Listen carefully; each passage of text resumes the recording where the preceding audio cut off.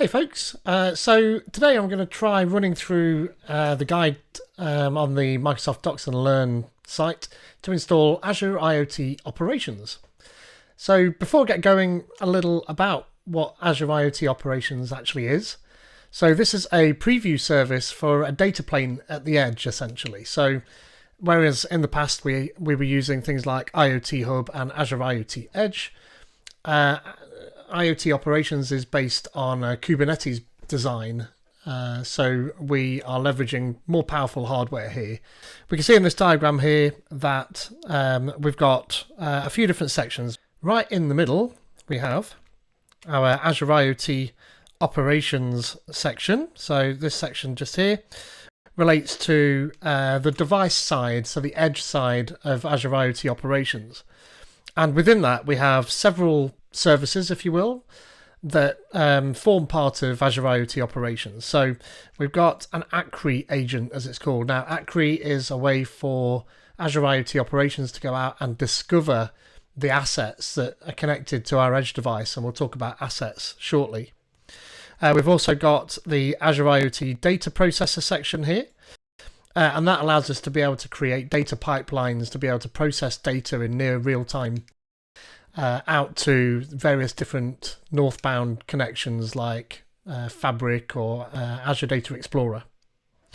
Onwards from that, we've got an industry standard MQTT broker at the edge here, the Azure IoT MQ, that allows us to be able to use the very latest MQTT v5 spec MQTT communications. So this is a message queuing telemetry transport defined for IoT-based communication scenarios where we've got low latency and small packet information that we can send through, communicating between the assets and the edge, and then further on to the cloud if needs be. Onwards from that, we've got some layered network management. So layered network management is about how we can deploy more than one of these devices, where one of them is behind a firewall, say, where it's not a internet-facing service, and then we can actually use a pipe to communicate between these two services, allowing us to be able to layer, if you will, our network so that we can work within the constraints of whatever networking infrastructure are in place. And then we've also got the Azure IoT Orchestrator, and this is controlling all of the deployment and configuration and setup of the various containers that get deployed down to our Kubernetes cluster. And then finally we've got the Azure IoT OPC UA broker, which is controlling the communications forwards and backwards to and from the OPC UA assets that we've got connected to our edge cluster here. Over here on the left hand side we have a bunch of assets. So we can see here that we've got a couple of OPC UA servers, and connected to those we have some OPC UA assets. Now, OPC UA is an open standard for the definition of the protocol of communication between devices, assets, and an IoT server of some sort. This isn't a protocol, but it's merely the definition for how the protocol works. So it's quite important to understand that. But we can use the OPC UA definition to be able to communicate between our assets and the edge devices. Each of our assets here, they connect to a server, this one here for instance, and that server then connects out to the Azure IoT OPC UA broker, so that we can then communicate down to these lower level assets. Through that IoT ACRI agent, we can go about discovering those devices when they're connected or provisioned. So we've got some access to those OPC UA standard devices. Onwards from that, we can actually use our own connector here to be able to define our own standards, but we've also got access to things like OnVIF for perhaps CCTV cameras. So we're using Kubernetes here, so we can deploy our own Kubernetes workloads, be it some form of data processing or also things like AI. And of course, we're using more powerful edge hardware here, where with IoT Edge, for instance, we could have got away with something like 8 gig and 4 cores, where now we probably need something like 8 cores and 16 gigs. So this isn't going to run on a Raspberry Pi-like device. This is far more likely to run on something like an Intel or an AMD type device that's a class above that. So what we're talking about, the difference here is that IoT Edge, Azure IoT Edge, is something like light edge perhaps, and we're moving towards medium and heavy edge here. So there's going to be a difference in performance, and with that, a difference in price. So moving on to the bottom part of this diagram down here, we've got a section labeled Azure Arc. Now what this is that we can project our Kubernetes cluster and our assets into the Azure portal and manage them directly from there. So this allows us to be able to move that edge management story directly into the cloud for us to be able to manage those devices in the portal and perform all of the same sort of functionality that we would in the portal for cloud-based devices. So super powerful. And then on the right-hand side over here, where we have the IoT Operations Experience portal, we've actually got 2 sections to IoT Operations, where on the left we've got the Edge section, and then on the right-hand side we've got the portal section where we can actually manage our Kubernetes cluster and the assets that are connected to it. Hopefully we'll see all of that when we get this installed. And then finally at the bottom we've got the Power BI, Microsoft Fabric, Azure Event Grid, and all of these are the northbound services that we're able to then start visualizing and processing the data that our Edge and then the assets connected to it are producing. So good. If you want to find out a little bit more about what Azure IoT Operations is actually doing, then you can come along to the docs in the Docs to Learn site. There'll be a bit.ly on the screen just down here. You can go ahead and read a bit more about that here, where it's talking about exactly what I've just mentioned there about all of these different services and how we go about deploying them. But we're going to start here in this quick start, where we can deploy our Azure IoT Operations Preview to an Arc-enabled cluster. And all of this process will actually take us through installing AKS Edge Essentials, the Kubernetes cluster from Microsoft, locally, and then Arc enabling that, and then deploying Azure IoT Operations to it. There's a section here on what we need to do before we begin, and of course you'll need an Azure subscription. You can go ahead and create a free Azure subscription, which should give you everything you need to get going with this.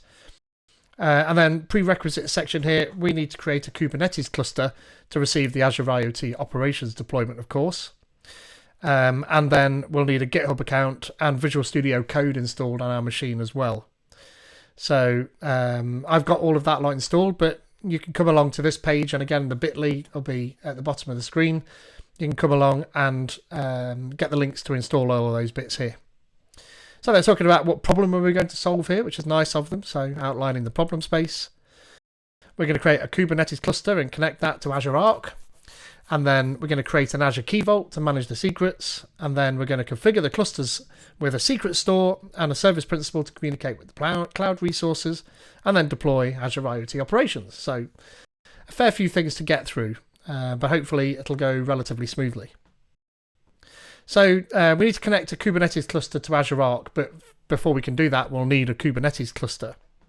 So we'll be running K3S as it says here. That is a cut down lightweight version of a Kubernetes cluster that's not going to take up all the resources on my machine.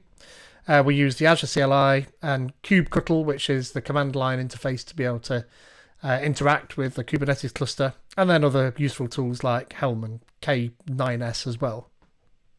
So it says here that we can use Codespaces to easily set up and tear down, but they're not suitable for performance evaluation or scale testing. So we can create our Codespace and our cluster using the following steps. We can go ahead and create a Codespace in GitHub Codespaces. So let's click into that. Create a Codespace. So we can get started with Azure samples and the Explore IoT Operations. No Codespace to resume. And then we get some secrets here. The repository may require these secrets to function And so we'll need a subscription ID, a resource group, and a location. So the region to use must be one of any of those locations. So I'm in, well, closest to North Europe, so I'll likely be using that one. But subscription ID, if I flick across to another desktop here, then here in my Azure IoT Ops resource group, I should be able to then open up the essentials and I'll be able to get my subscription ID. I'll be blurring this out shortly. I can copy that and then I can paste that into my code space. There we go.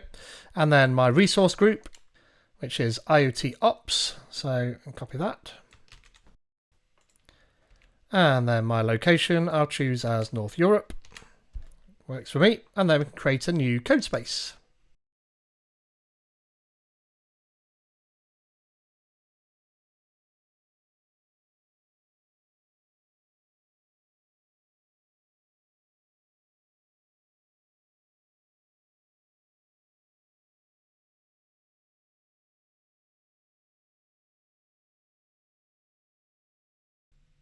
Okay, this looks like it's worked this time, which is good.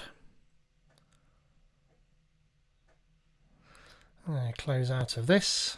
We've got a README here.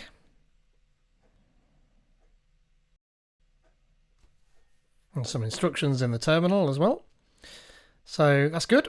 So if we flick back to our previous tab, so we had to provide the subscription, the resource group, and the location, which we did. And we created a new code space. And with the code space ready, we can select the menu button at the top left and then select Open in VS Code Desktop. So let's do that. Here. And then Open in VS Code Desktop. Changes may not have been saved. That's all right. Click Leave. This site is trying to open VS Code Desktop. We can press OK. So that's installing the GitHub Codespaces extension, which I didn't have before. So while that's doing that, let's switch back to our instructions and find out what to do next.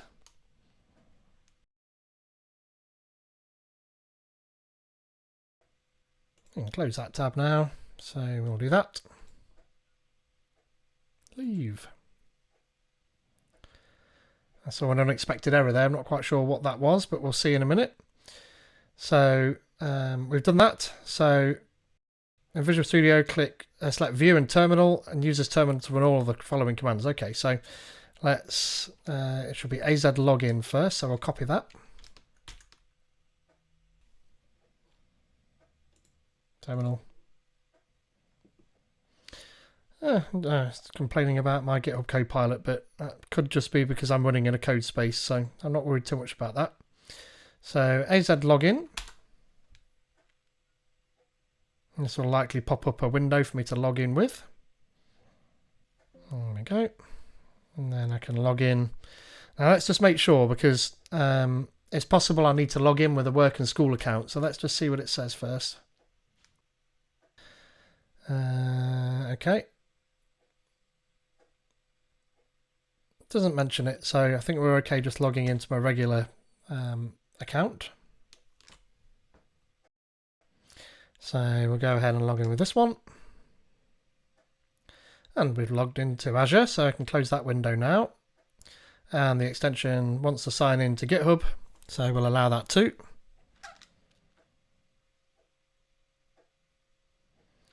And we'll give it access to all of this, so we'll authorize Visual Studio Code. And I need to authorize this too. So I can use GitHub Mobile.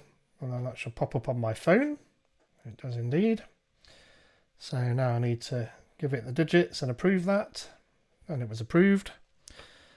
So I can go back to Visual Studio Code now. There we go.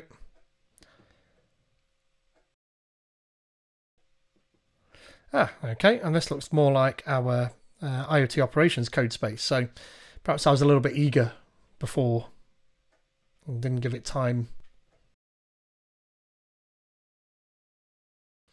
Okay, so that looks like that's loaded up nicely, which is good. And we can actually see in the bottom left-hand corner now that we've got Codespaces, Cautious Space Yodel. So that's the unique name it's given to our code space, which is cool. So while that's busy finishing itself off, we'll flick back to the instructions. There we go. So we need to make sure we log in. I'll do this again, although there's a good chance that it is actually already logged in. So view and terminal again.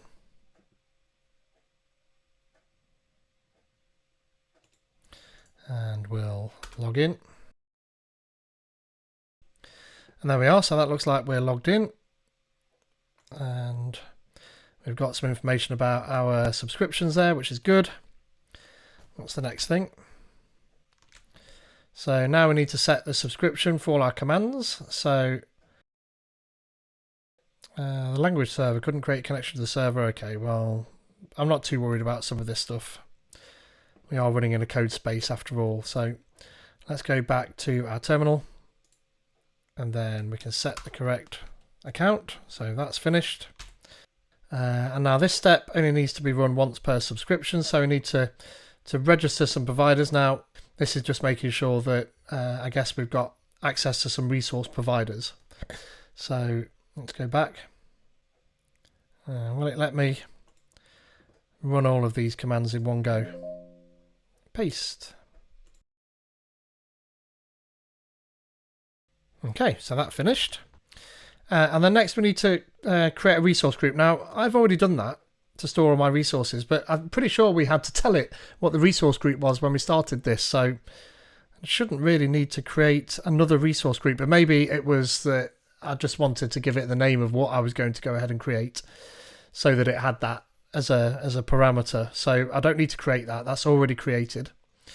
And then we can use the AZ connected K8 connect command to Arc enable your Kubernetes cluster and manage it as part of the Azure resource group. So let's do that. So we can run this particular command. Let's copy that and see what it does.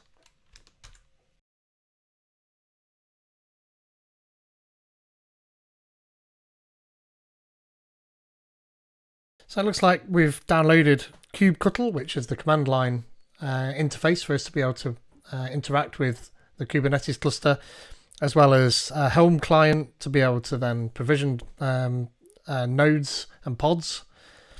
And then resource provisioning has begun and finished, and then it's installing the Azure Arc agents to help us project our cluster into the portal.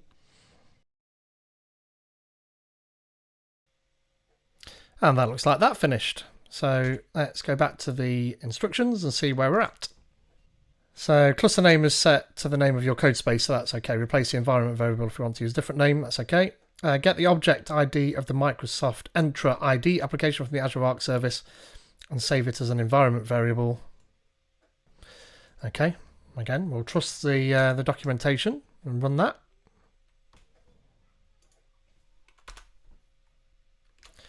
So next, use the AZ connected K8's enable features command to enable custom location to support on your cluster. This command uses the object ID of them. Again, it uses that same thing. So let's copy that and run that. This command might take a while. Okay. No, it didn't take that long. So successfully enabled features, custom locations. So that's done. Now we can use the Azure IoT Operations extension for Azure CLI to verify that your cluster and host is configured correctly. So we can verify that our Kubernetes cluster is correctly configured to accept Azure IoT Operations. Let's see what it says. We're crossing our fingers now. Connectivity true to the management and MCR. So IoT Ops is in preview. So that looks like it's happy. Well, I don't see a failure, so must be okay. So this help command checks connectivity, so that makes sense. And now we can go ahead and deploy Azure IoT Operations Preview to our cluster. So we need to create a key vault. So we can go ahead and copy that. So no doubt this is going to create it in the portal to our resource group that we've got in place.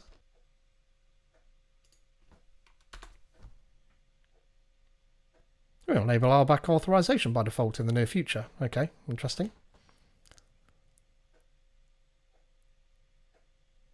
So while it's running, it'd be interesting to switch over to the portal and actually have a look, see if it's creating anything in our resource group. So if we refresh this, then yes, we've got a Kubernetes Azure Arc cluster here already, so that's good. That matches that cautious space yodel that we saw in the bottom left-hand corner for our code space, so that's good. Oh, and now we have a key vault as well. So this is provisioning the services directly to our Azure subscription into our IoT Ops resource group. And that looks like that's finished, so let's switch over to the instructions again and carry on. So we can use an existing key vault, but we've created a new one, and now we can deploy Azure IoT Operations. Woohoo! So this is kind of the meat of what we want to do here. So let's copy that. It's warning us about needing to log in again potentially, but I think we'll be okay. So let's run this command. I've got a workflow and some pre-flight stuff. Ensure registered IoT Ops resource providers. So we have the resource providers, the pre-flight checks are passed, and now it's going to do a simulation of the deployment and see what the results would be, rather than actually deploying and failing, so that it can make sure that it's going to accept everything before it does it, which is quite cool with a what if deployment.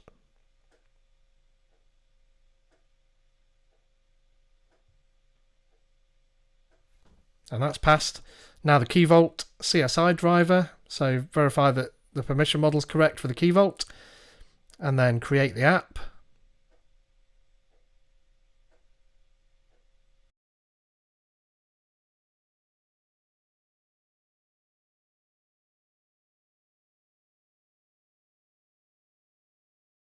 Okay, so we can view the resources in our cluster now with the kubectl get pods command.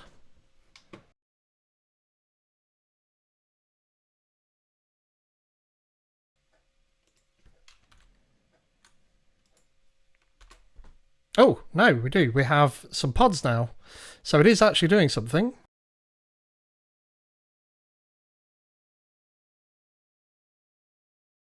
So, has anything changed here? Nothing any different here, interestingly.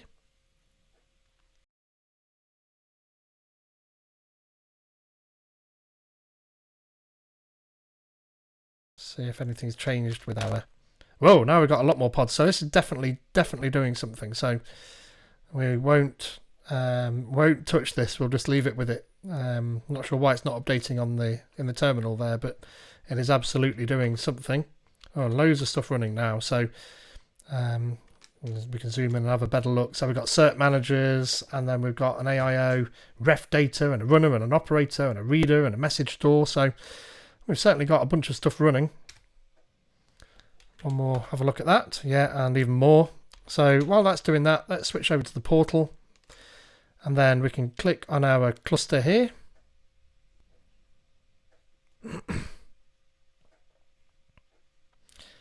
And we get some information about our cluster, which version of Kubernetes it's running, and some properties, the agent version, and this is all through Arc enablement. It's projected the information about our cluster and the ability to manage it directly into the portal, which is pretty powerful.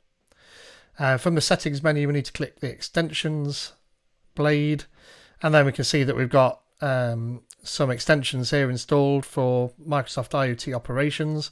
So we've got the data processor element, the MQ, assets, ACRI, layered network management, IoT operations itself, extensions usage, and the key vault provider. So that looks like that's trundling away nicely in the background.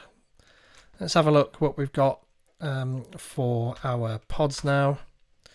So we've got a bunch of running pods here, which is good.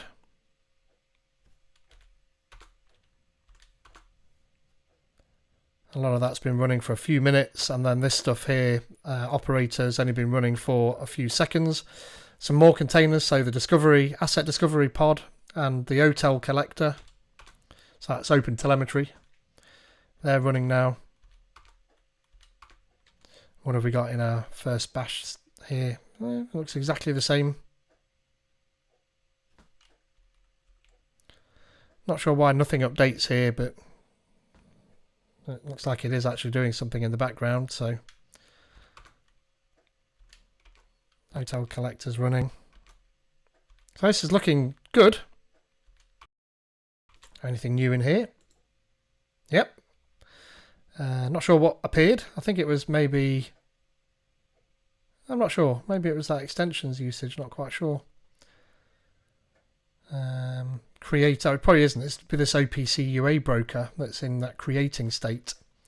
So this should be showing us actually the live status essentially of what's happening in that cluster. So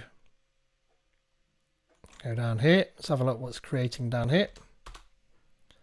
Oh, an error. The OPC supervisor has given us an error. That doesn't sound good. I wonder what that's all about.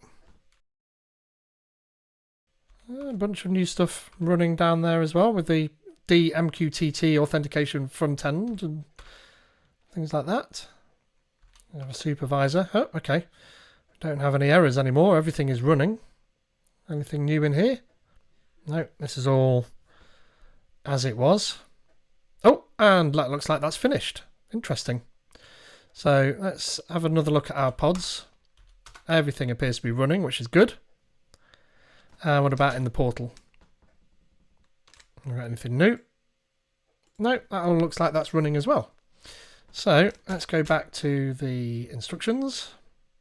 On your cluster, select so we did that, and you can see that the cluster is running extensions of the type Microsoft IoT Operations.x, which is the group name for all of the IoT operations components and orchestration.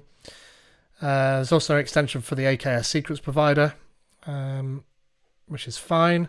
We can make a note of the full name of the extension called MQ-. We'll use this name in the following quick starts. Interesting. So let's go over and do that. So the full name, so we'll need to expand this across here. MQ-bool. There we are. So that must be a unique identifier. MQ-bool. So we'll go back and see what we need to do next.